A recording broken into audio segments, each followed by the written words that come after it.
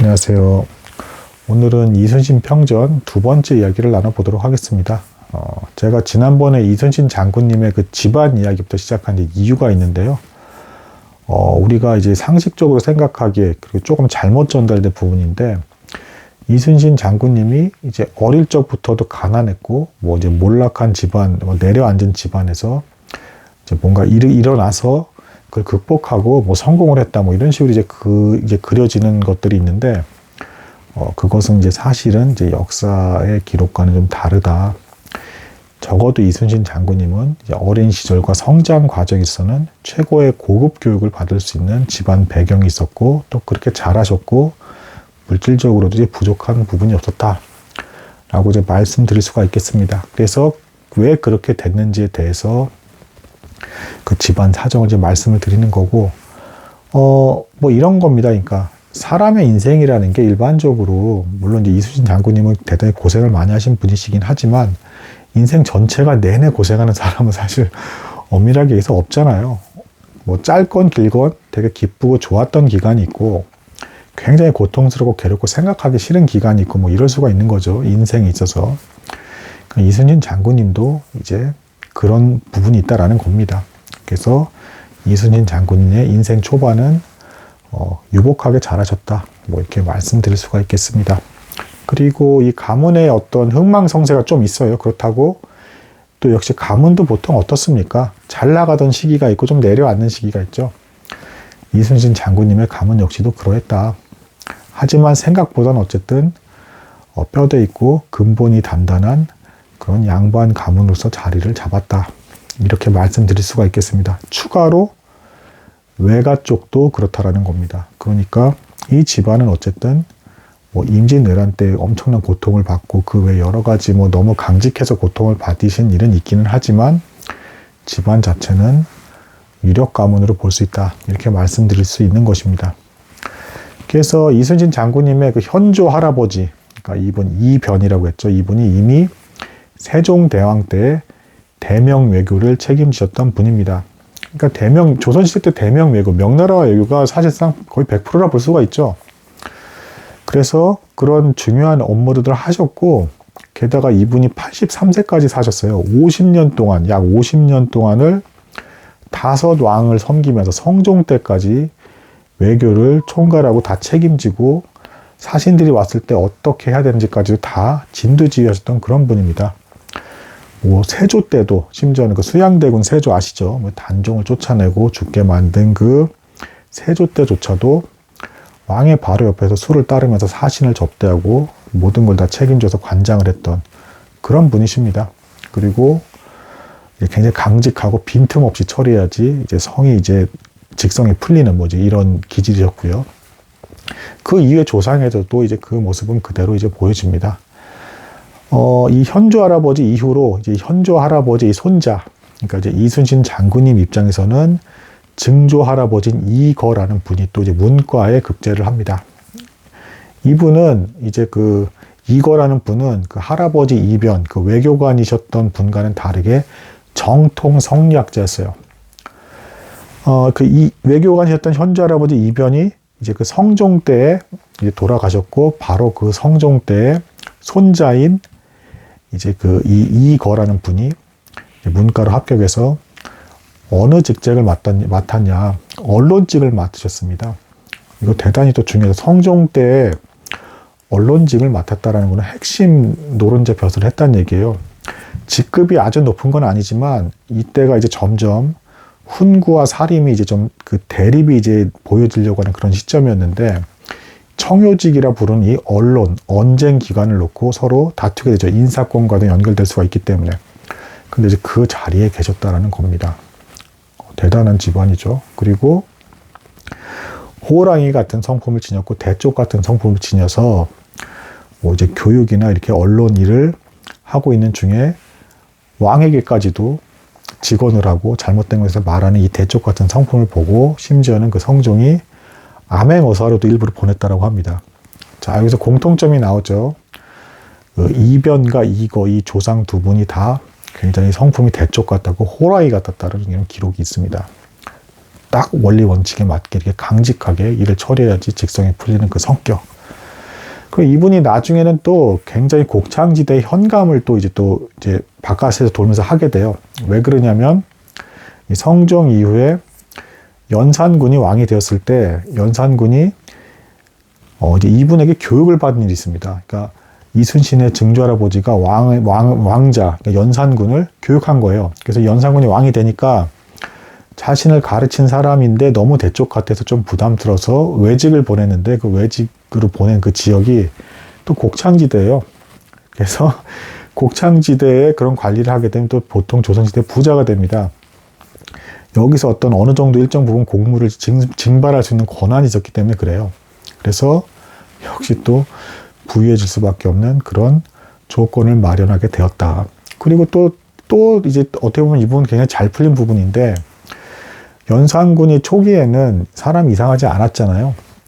그 초기 때 연산군 8년 때 돌아가십니다. 그러니까 그 이후까지 더 계셨다면 또 이제 그 이상해진 연산군에 의해서 어떤 또 그 집안에 어떤 큰 해가 가해질지 모르는데 그건 또 비껴갔다는 겁니다. 여기까지만 놓고 보면 그 이순신 장군님의 집안은 너무도 잘 풀리는 것 같죠. 근데 하지만 이제 드디어 좀 이제 그 집안이 어떻게 내내 그럴 수가 있겠습니까? 이제 위기가 찾아옵니다. 그러니까 이순신 장군님의 할아버지 이제 이백록이라는 이제 분이 계신데 이분 때 이제 위기가 찾아요. 뭐냐면 조선시대 드디어 이제 사화가 막 발생하기 시작을 하는 겁니다. 그러니까 이제 훈구와 사림이 이제 싸우기 시작을 하는 거죠. 초반 때는 어땠지? 훈구가 이제 압도적으로 이제 우선 이제 살인파를 제거해버리기 시작하죠. 그 이순신 장군님의 집안은 이제 살인 쪽에 당연히 속했고, 근데 여기서도 운이 작용하긴 했습니다. 이게 무슨 얘기냐면, 이순신 장군님의 할아버지인 이백록이 이때 이제 그 중종 때 이제 사화가 이제 발생을 하는데, 이 이백록이라는 분이 할아버지가 관직에 있지는 않았어요. 그러니까 사화가 발생했을 때 관직에 있었으면 어떻게 됐겠습니까? 바로 귀양가고 집안은 그냥 파탄이 나고 완전 망했겠죠. 근데 관직에 있지는 않았고 성균관 이제 유생의 대표로서 있었습니다. 그러니까 관직 생활은 어쨌든 안 했으니까 살인파라고는 하지만 숙청을 당하는 살인파라고는 하지만 관직까지는 나가지 않았기 때문에 죄를 물을 건 없는 거죠. 그러니까 이 집안도 어떻게 보면 참 신기합니다. 연산군 때도 초반 때까지만 이제 그 증조 할아버지가 활동을 하시고 돌아가셨기 때문에 이 집안이 이제 뭐 나중에 연산군한테 뭐 잘못 걸려서 초토화가 나고 막 이런 일을 겪지 않고 비껴갈 수가 있었고요. 그리고 중종 때 사화 때도 이제 이 이백록이라는 그 할아버지, 이순신 장군 할아버지가 사화를 피해갈 수 있게끔 절묘하게 성균관 유생의 대표로서만 있었다. 하지만 여기서부터 이제 어려움이 찾아오는 게 뭐냐면 어쨌든 훈구파의 대감들이 보기에 이제 이순신 장군님의 할아버지 이백록이 살인매에 속해 있다는 걸 알잖아요. 자리를 안 주는 겁니다. 벼슬로 나갈 수가 없는 거죠.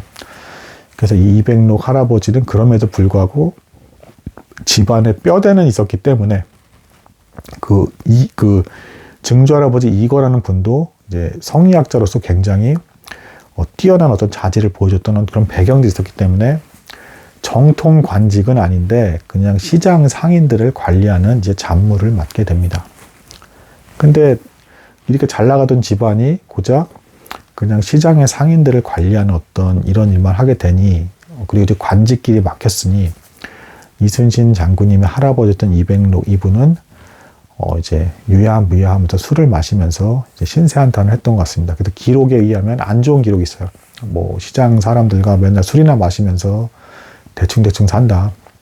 근데 이제 자신이 관직에 올릴 수도 없고 이제 더 올라갈 자리도 그냥 그렇게 살아야 되니까 이제 의욕이 꺾인 것이죠. 그럼에도 불구하고 여기서 또 신기한 점은 뭐냐면 어쨌든 시장 상인들을 관리했기 때문에 돈은 또 많이 벌었다라는 기록이 있습니다. 그러니까 이순신 장군의 집안은 어쨌든 여기까지도 그럭저럭 잘 유지가 됐던 거예요. 하지만 이 이백록 이분이 대단히 또 불쌍했던 점이 이제 발생을 합니다. 그냥 자연사를 해서 돌아가신 게 아니고 이제 그 형장으로 끌려가서 곤장으로 맞아서 이제 죽은 걸로 이제 보여집니다. 그래서 이제 이 이백록이 이순신 장군의 할아버지 죽음에 대해서 이순신 장군님의 아버지 이정이란 분이 명종 때 이제 탄원서를 내요. 우리 아버지가 억울하게 죽었다. 그러니까 이 이백록이라는 분이 어떻게 죽게 되냐면, 할아버지 이백록이 어떻게 죽게 되냐면, 아들 하나를 이제 결혼을 시켰는데, 이 결혼을 시키는 과정에서 이 보냈는데, 혼인 그 결혼식이 너무 의리라고 성대했던 것 같습니다.